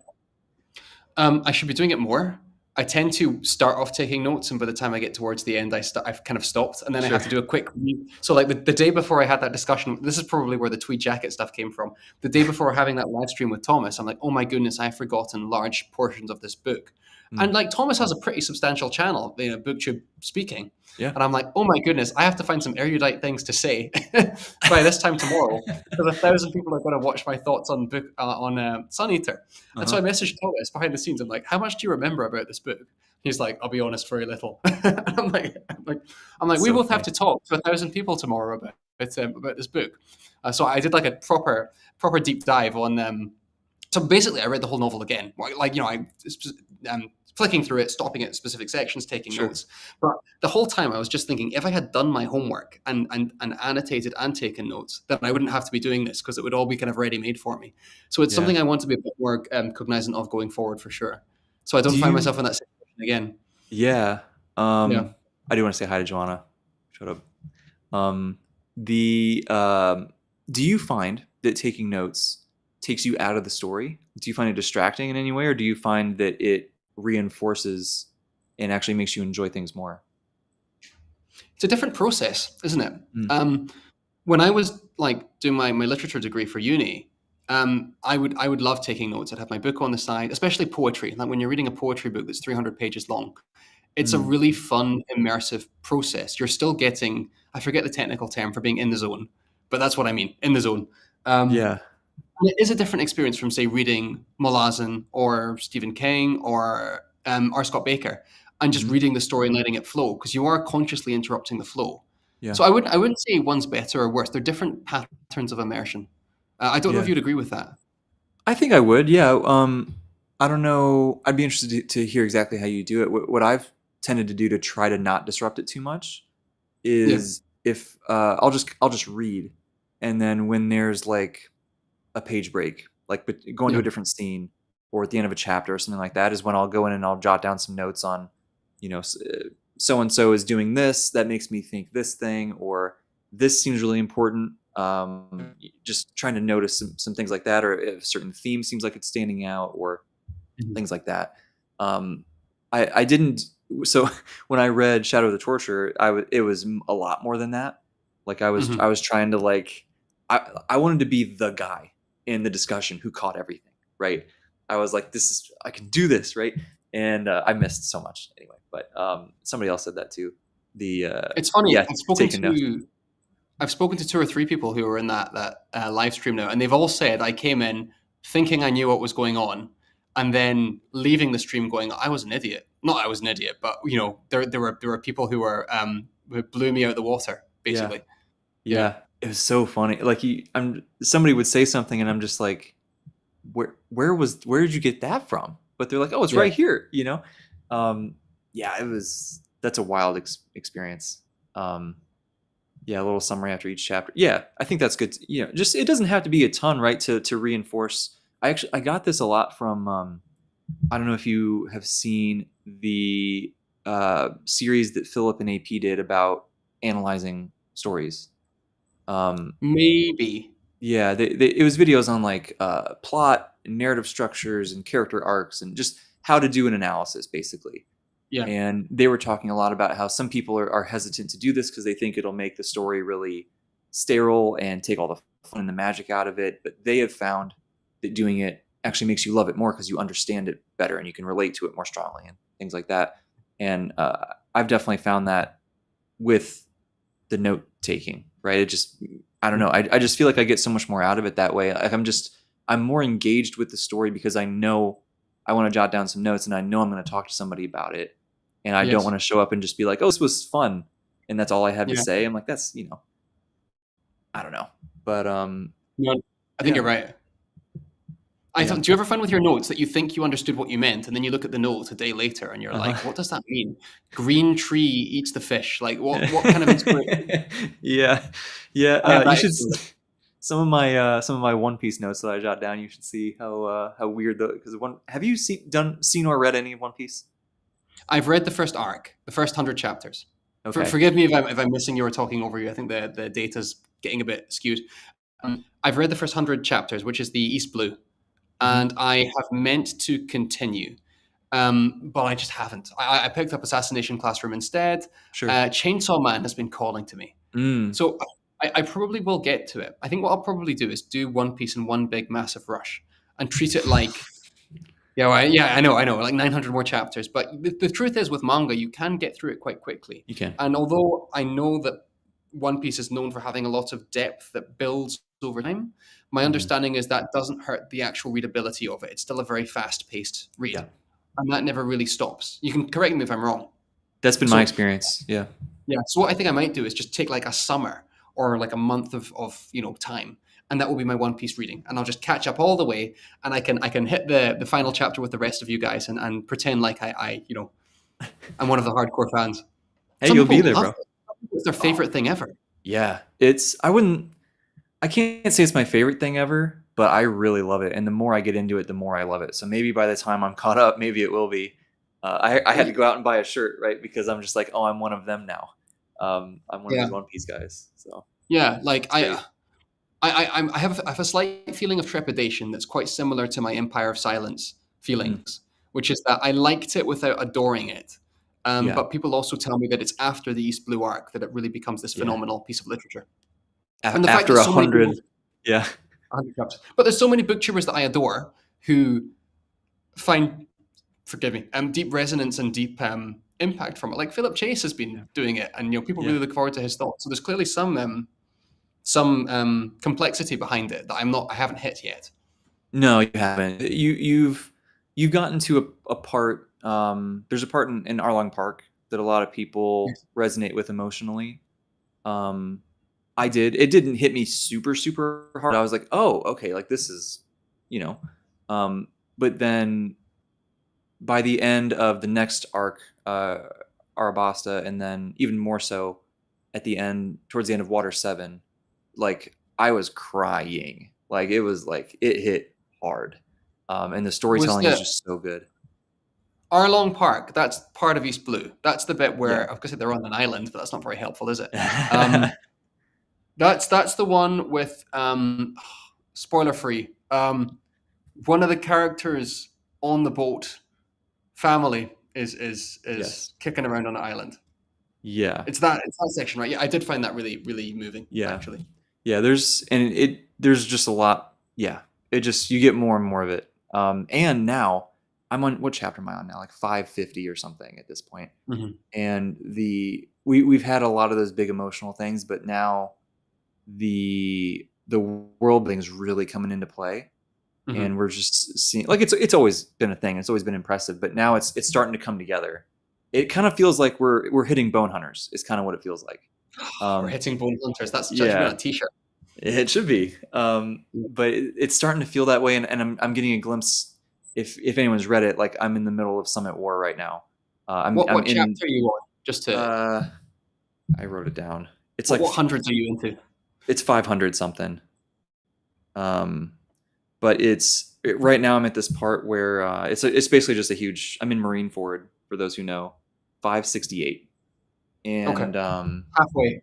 yeah, literally, and it is like we're getting a glimpse of what this can be in terms of like the power scaling and what the combat can look like, and just the madness of all these different powers and the magic system and the politics and everything. So like the scale is huge now, and I'm like, I see why this is 1,200 chapters long or whatever. Like Mhm. it's just a massive story. So Do you know what I find really interesting is how it's not just a fantasy thing. It's kind of a general long literature thing of how authors have this challenge, right? When you have a series that is thousands of pages long or thousands of chapters long, and your cast becomes big, how do you create a conclusion that is narratively satisfying and rewarding, and nevertheless accommodates all of these characters you've created so far? So, like to give examples of ones that maybe do it successfully and some don't. I mean, what a lot of authors tend to do is just split their cast up. mhm, So, Wind and Truth just splits that cast up into little yeah, sections and pushes them towards the end that way. Malazan basically, without spoiling anything for the chat, wraps up a lot of these arcs by the end of book 8, just to give itself that yeah, breathing space. Um, Avengers, I think, is a really good example of finishing a mm, story with a large cast very well, because what they do is they basically strip everyone back before they bring them back in for the finale. sure, But whenever I hear about these big grand scale stories, I always feel a little bit of nervousness because they're very difficult to navigate in a way that feels rewarding, but also feels like we've mm, stuck with what we've built up so far. Does that yeah, make sense? Yeah. 100%, 100%. Yeah, I don't know how he's gonna do it. Hopefully, it's satisfying. It's another good example. Memory of Light. Whenever you get there with I Wheel was of about to Time. say, how does Sanderson pull that off? Or Jordan, I guess, because he plotted it, Um, right?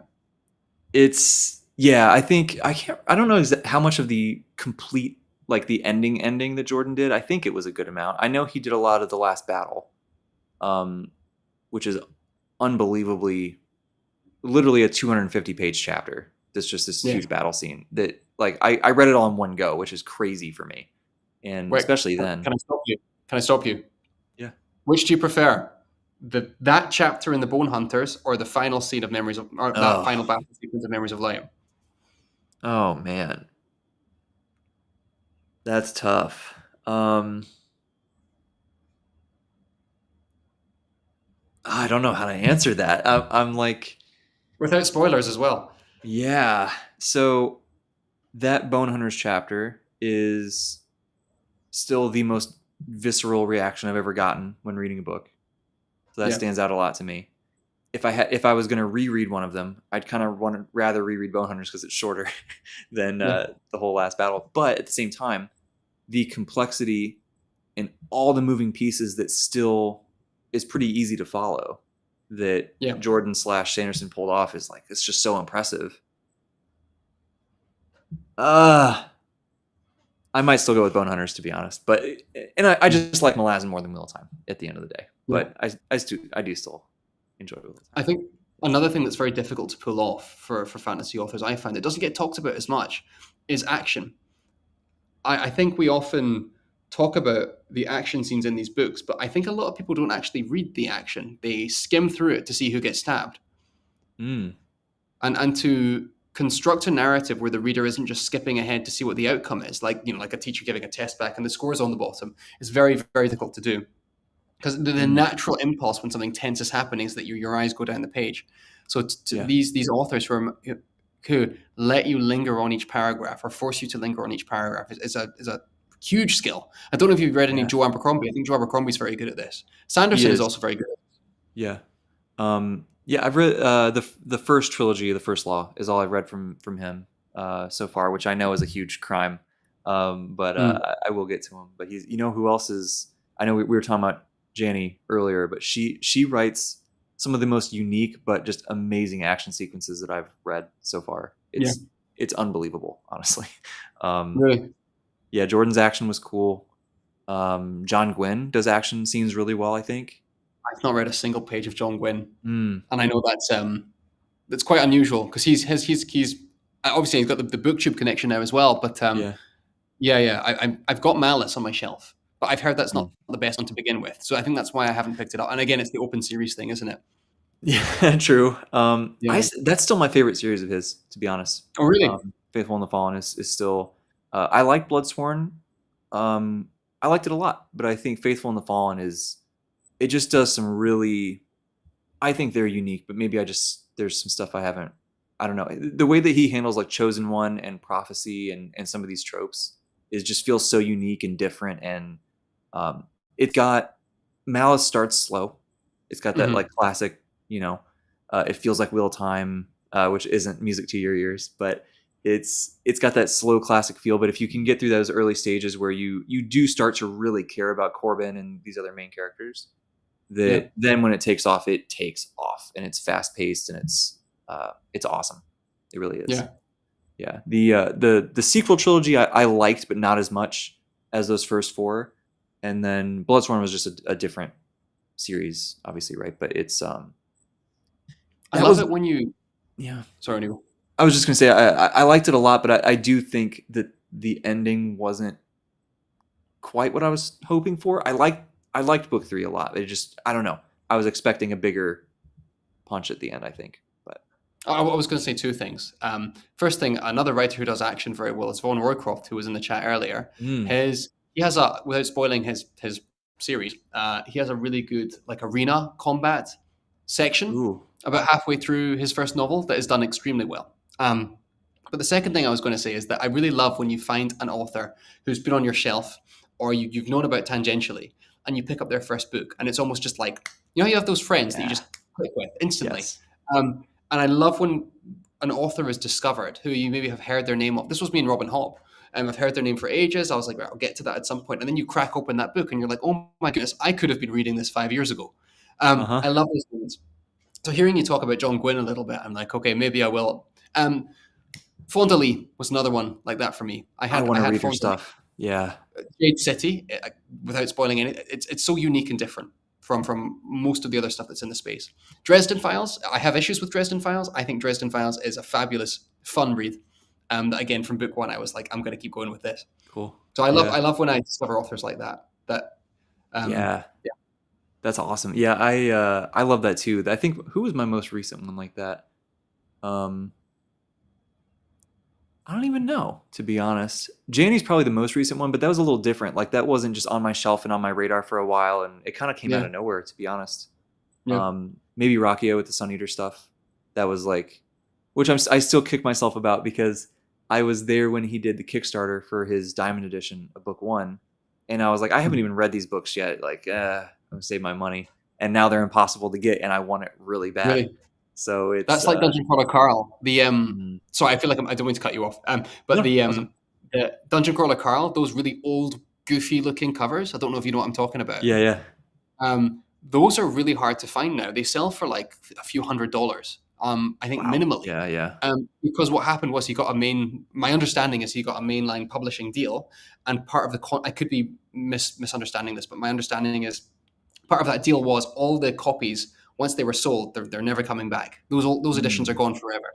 And so when you Google Dungeon got it. Crawler Carl and you see the guy wearing a underpants and the cat, not those more kind of streamlined aesthetic covers, they're very hard to procure now. So I'm very happy that I have a first I think it's the first Dungeon Crawler Carl book in that really goofy, stupid looking Nice. um, Cool. cover. But yeah, what series do you think? Talking about stuff that you don't discover how much you love until you crack open that first page. What authors do you think are out there for you that when you do start to read them, you think it might be that kind of love at first sight kind of a thing? Oh, Robin Hood's probably number one. Yeah, I know I'm gonna love it. I keep putting it off. But yeah. that's a huge one. I do think I'll really like Baker. I think that'll be another big one for me. Mm, Um, Man, what else? There's so much big stuff I haven't gotten to. I think I'll love The Expanse. I haven't done that yet, but that's high on the list. yeah. Um, I know I'm missing something super obvious. Hob is definitely the number one though. What about you? I was going to say that Hob was for me for the longest time, and Joanna's just saying you're going to love Hob. Yeah. Thomas, also a mutual friend, loves Hob. Do you know Hmm. what it is with Hob? I think there's a couple of things going on that maybe make her a lot of people skip her. I think the marketing on her books are not great. First of all, the titles, right? If I'm going to hang on, let me see if I can actually name them: Assassin's Apprentice, Royal Assassin, Assassin's Quest, Ship of Magic, Mad Ship, Ship of Destiny, Okay. Golden Fool, Fool's Errand, Golden Fool, Fool's Fit. Like they're all just They're interchanging all the the same. same. Like Dr. Seuss book is Robin Hood. And you look at these, I don't know where to start. Like they're all just Yeah. kind of look interchangeable, and the Yeah. covers are very interchangeable too. The covers that everyone has. I think each of these books by themselves look gorgeous, but there's a sameness that kind of pervades the publishing of Robin Hobb's stuff that I think Yeah. does her a disservice. So I think often Hobb's books in a bookshop look like window dressing. Mm. You just kind of got this big flat beige wall of books that don't look Yeah. very interesting, sound very similar to each other, so people don't take them off the shelf. It's fair. Um, so I think that's part of an issue. And then you actually open her stuff, and it's unique and deliberate and considered and original. And you realize that all this wall of text that you've been walking past is actually Yeah. fabulous. It's You have to get to Robin Hobb. I do. She is she's incredible. Yeah. I truly believe she'll be top 5 favorite of all time. I truly Yes. believe that, which is part of why I'm putting it off is I don't want it to be over yet. Yeah. But I'm looking at my list really quick. I was like, there is definitely some other ones I know. Gene Wolfe, I thought would be, and I already can tell this is going to be one of my favorite things. The Book of the New Sun. Yeah. I think Glenn Cook in the Black Company is going to be up there for me probably. Mm. What else do we have? I could see Rothfuss being up there. Just knowing what I like, I could see myself really enjoying his stuff. Yeah. But we will see. I think Anna Smith Spark is one I'm really gonna like. Yes. Good one. Adrian Tchaikovsky's one. I really want to get into his stuff, but there's only so much time in the day, I suppose. Yep. Mark Lawrence, I always hear amazing things about. Guy Gravity, okay, that's the one I was trying to remember. I was talking to John about him too. Like I think I'd really like his stuff. Tad Williams, huge one. Yes. Tad Williams. Jay Kristoff. There's a ton, Jay dude. Kristoff's one of these names that I've heard of, but know very, very little about. He seems really cool, and I think this could just be. I've never read the stuff. This could just be my perception. That's very wrong. I don't know. Oh, hey, Preacher's here. What's up, dude? But How are you finding Gardens, Preacher? yeah, I want to hear early thoughts. Yeah. Other than why is there so many POVs? Yeah, he said that to me too. But the vibe I get from him is that some people seem to feel that it's maybe just kind of edgy for edgy's sake. That I could see that being off-putting to some people, but I don't know. I think vampires are cool. I think, you give me like some kind of gothic backdrop of, just that. Like, I think that's awesome. Throwing some bad Yeah. language in there, some violence, whatever. I'm here for it. So I really want to catch up and be ready for his third vampire book in the fall. And I hear Nevernight is supposed to be really good. Hmm. So I don't know. I want to check it out. And I don't know. He just seems cool, right? Like, I see him on social media. And I'm just like, you seem like a cool dude. So I don't know. Yeah. Some good books to come, I think. Yeah, yeah. There's Preacher just said, sorry to interrupt. Preacher has just said gardens, colon, and yeah. then it's blank. I'm And eagerly awaiting the next part of this. yeah, I know he's just started. He told me he took it to a baseball game, which is not the way to read Gardens of the Moon. But I don't want to be eased. Dunk me in. Good, you're in the right place. You are in the right place. You will be dunked. Do you know who was it? Was Joanna? Joanna and I talked about this about Malazan and difficulty, and I'm going to steal her clever thoughts and pretend like they're my own for a minute. There was that idea of difficulty and Malazan is just too vague. Like, what does difficulty mean in this context? Does it mean plot, or does it mean subtext, or does it mean keeping all the characters straight in your head? Mm-hmm. Difficulty is way too nebulous a word. Yeah. And it actually kind of muddies the conversation more than it enhances it. So I think people are intimidated by gardens, but they shouldn't be. And I actually think the latter books of Malazan are actually a little bit more complex to understand. Dust of Dreams. So Agreed. they're mine. I promise, my ideas. But yeah, I think Gardens of the Moon is.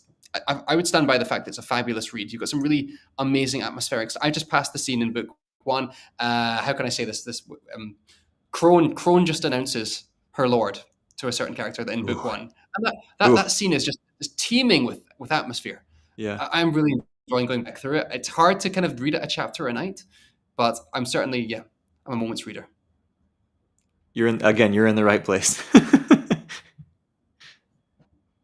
Yeah. Yeah. Plenty of that. That's so exciting, dude. I'm gonna really enjoy watching you guys have this read along in these discussions. Yeah.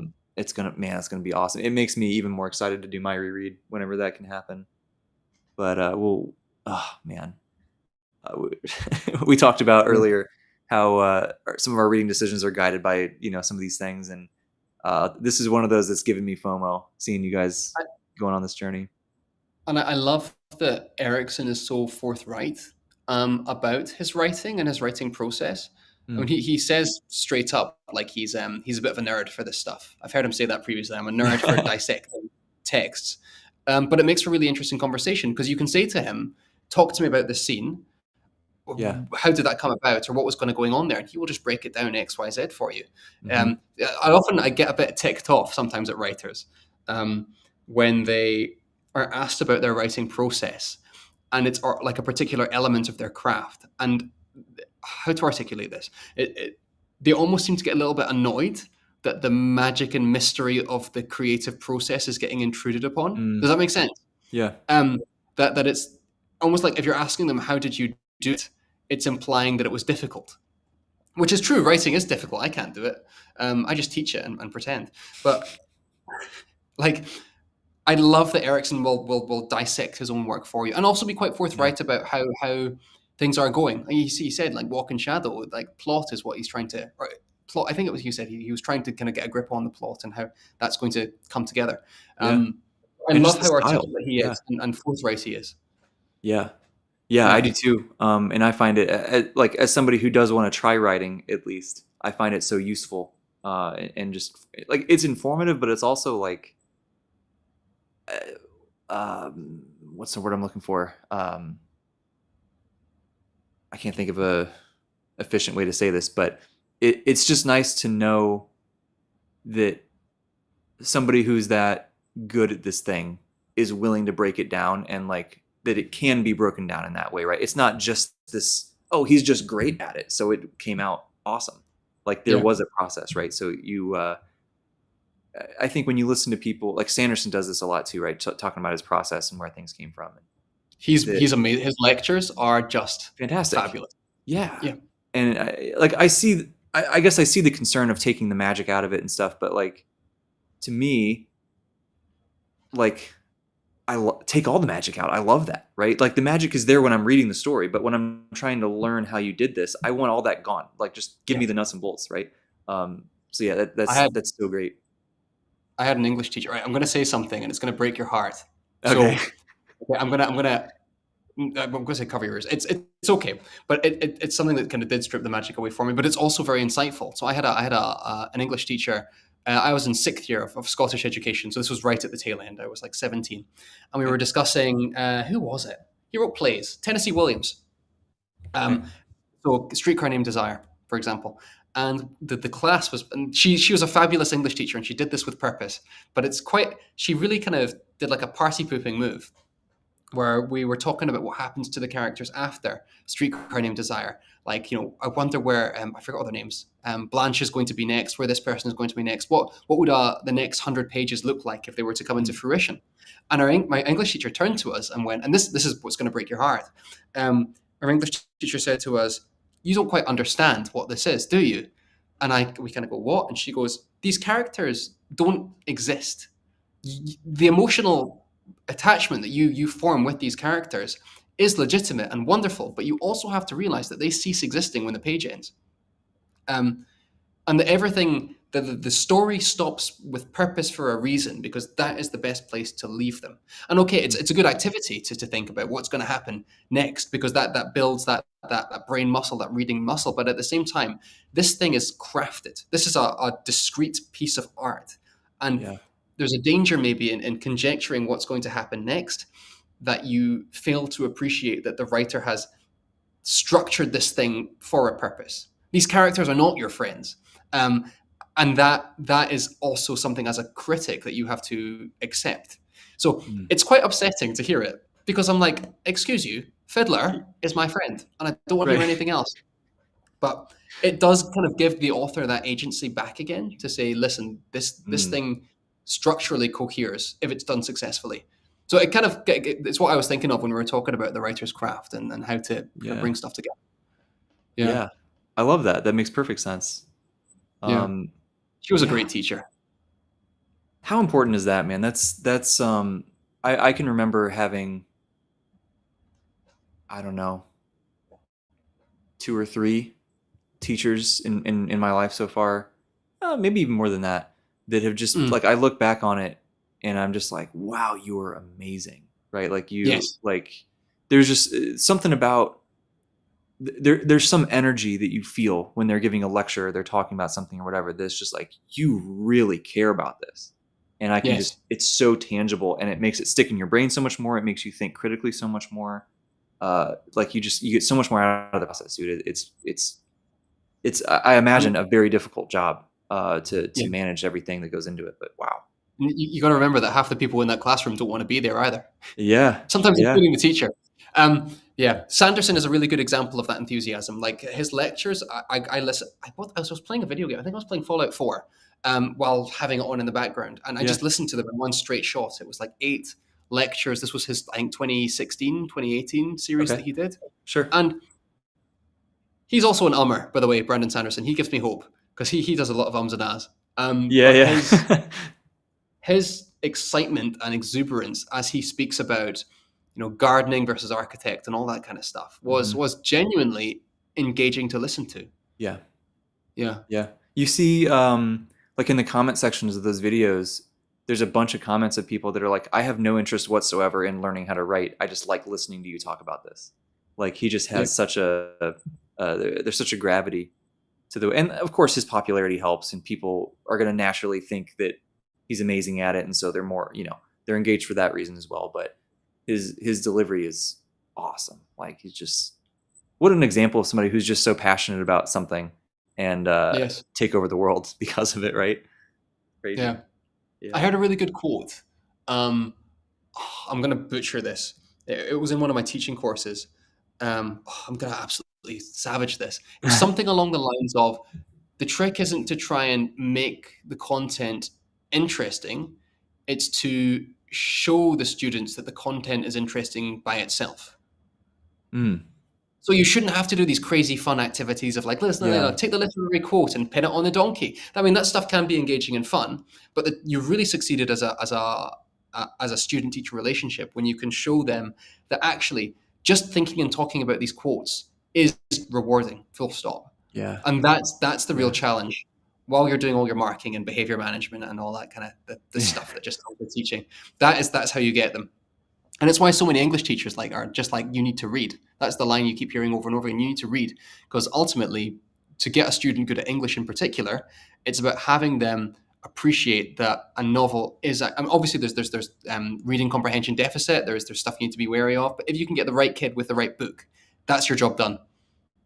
Yeah. Because I guarantee you, most of the booktubers, it was they found the right series in high school, and that is Mm. what's propelled them on this journey. Yeah. I'm just, How do I'm just you? ranting. No, I love it. How Yeah. have you had that opportunity to try to like pair somebody with something? Like how do you try to do that? Do you just like what's your role, I guess, in that these days? You've got to be quite careful in the context I'm in, because a lot of books are just banned, and Mm. or you cannot just give a book to a child. So I can be quite frank about this, because in the Middle Eastern context, you have to censor books. The ministry will literally say you have to blank this word out, you have to tear this page out before Okay. you can present it to the kids. Unfortunately, Okay. that's just the reality of living Sure. in a culture in the Middle East. Okay. But what that means is I cannot just say to a kid, here is a book I think you would enjoy. I have to be very careful with that. Mm. Um, so I tend to do more. I did a lesson, this was a few weeks ago, it was an end of term lesson where I had the kids construct their own TBRs. So I said, do you know what a Oh, TBR is? cool. No. Open up a Google Doc right now, share it with me. You've got 40 minutes. I want you at the top of the Google Doc to type in all the movies and stuff you're interested in, so we can isolate the genre that you're interested in.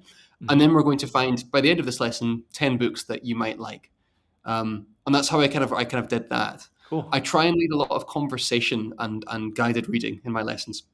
So like doing Macbeth or something like that. Lots of just stopping and discussing the text and Mm. anticipating where it's going to go next. Um, the Macbeth is a surprising one, because once you get the kids over the fear of just having this really archaic language, once the kids realize that the plot is actually really damn interesting, Hmm. Macbeth is always a favorite, I find, at least with students. More so than something like Romeo and Juliet, which I personally find quite turgid Sure. and uninteresting. Sure. But I'm interested to hear more about Preacher, though, because Preacher said that high school English murdered his desire to read. Yeah. And it sounds as though that's because those are the texts that were selected for him.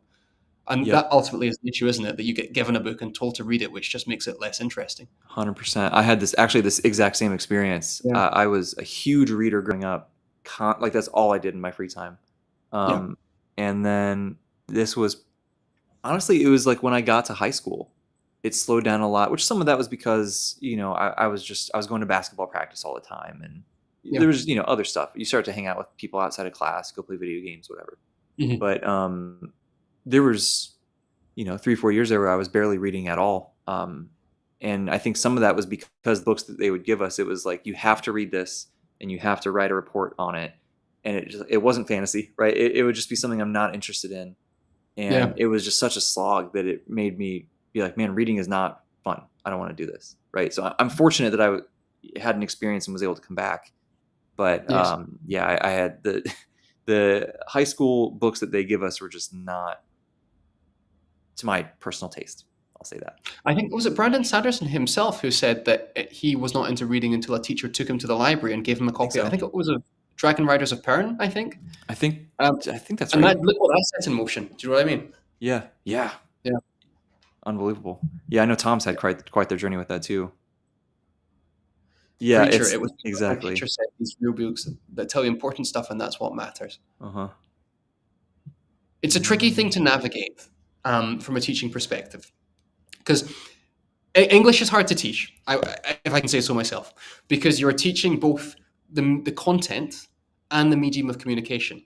Does that make sense? You're trying to teach them how to argue something, and you're also teaching them how to literally write, like pen on paper, Yeah, what grammar and stuff is. There's a lot going on at the same time. yeah. Um, and you want to get them reading for enjoyment, absolutely, ultimately.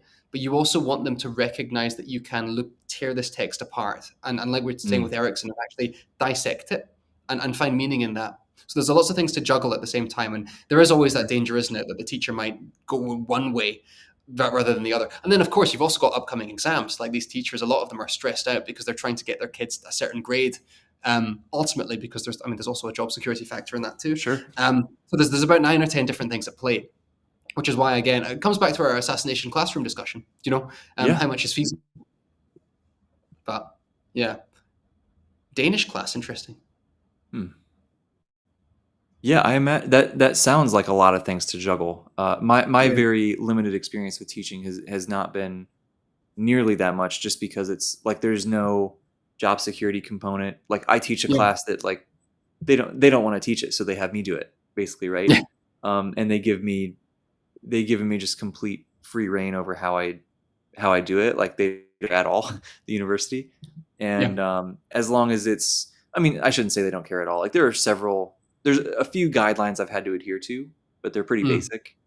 So And what like what do you teach? What's the class? so it's called Applications of Training Physiology, right? So it's in the exercise science department. Yep. And so the idea is we're taking things they learn in anatomy and physiology class, and then Mm. how do we apply that to like working with somebody in the real world? If you're going to be Okay. a physical therapist or a personal trainer or a strength and conditioning coach or whatever. And Yeah. so when I took the class over, I was like, they told me I could change the lectures, and as long as what I'm talking about adheres to what the class is supposed to be about, then it's fine. Mm. Um, and as long as there has to be like a hands-on component. Also, I can't Yeah. just lecture every day.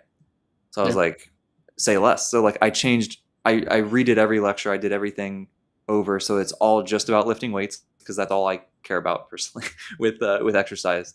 And Yeah. I'll talk about some nutrition here and there, maybe like how to do some cardio that without getting in the way of lifting, and some not mindset, psychology stuff, and but it's just all centered around that, which is frankly easy for me to talk about because that's what my PhD is in, right? Like I know, Yes. you know, um, and the students are, some of them don't care, obviously, right? Some people take the class because it's an easy A, but some people really are super engaged, and it's like it's really fun because I get excited because I love it, right? Yeah. And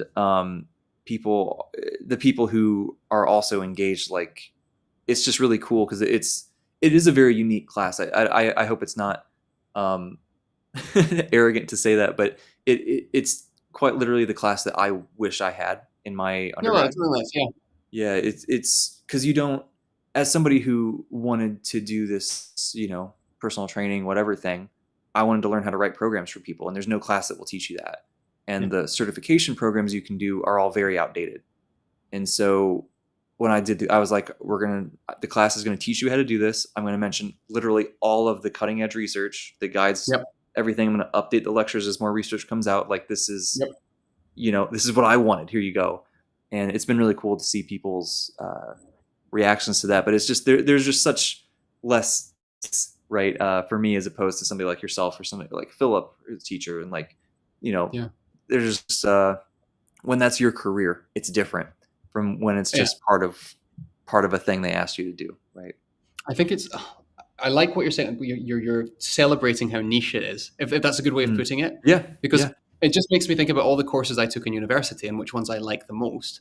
And it was the ones that were at the top end. It was the ones where I was allowed to, like, basically, you've done all your work, understand how to, analyze X, Y, Z. But Mhm. now you get to basically choose your really obscure Yeah. um, little by road you're going to go down and study that for a semester. So I did. What did I do in my final year of uni for my literature course? I mean, this was just an undergrad, but we did a class on it. It was called Literature, Mind, and Brain. I think I mentioned this with Erickson. It's all about how the brain states that get kicked off as you read a Oh piece of yeah. text. It's actually a lot of neurology that I didn't understand at all. Just read the conclusions at the bottom like a good little. But like the idea that's reading certain words and instantiated lots of little brain states, and the way that a passive voice sentence and an active voice sentence kind of changes the way the brain receives the Mm. text was amazing. And like how sense data, like using a olfactory sense or versus the visual sense, how that also can really change what's literally going on inside the brain chemistry. Yeah. We did another one called experimental literature. Now, this the lecturer and I didn't get on whatsoever because I emailed him way too much, talking about the students taking the teacher. I emailed this guy like every day, but I really, really enjoyed this course because it was all about all the weird texts on the fringe of what we can call books and what qualifies as a book and why do we qualify certain things as books and not others. So one of my favorite authors is a guy called Kenneth Goldsmith. and he's not really a writer. Like, you have to really struggle to kind of qualify him as a writer by any means. Uh-huh. So he has a book. I'm trying to think of one of his books that I could talk about. He has a book called Fidget, which is just him recording all of his bodily functions in a day. Blink, Okay. swallow, scratch ear. That's the whole book. Whoa. And this stuff kind of just blew my mind. Basically, it's poetry, experimental poetry. Mm. But those classes, whether you agree with, whether it constitutes literature or something, that was the point of the discussion. And it really did open my mind. Going back to the discussion about America and me moving there, it kind of did like really change some things about the way I thought about the world.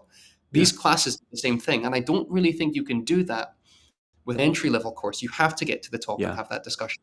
Yeah. You have to climb that mountain first. Absolutely. Absolutely. Yeah. That's, you know what, man, that's kind of a poignant note, I think, to maybe wrap this up on, because Evie Mux is going to kick me off here really soon. We're to our limit, yeah. I do want to say hi to a couple people who jumped in here, though. Jeremy, thank you for stopping by. Abel, congrats on the Crimson Fire release again, right? ADHD readers here. We've had a good live chat this time. I gotta have you on more often, man. We've had a bouncing chat.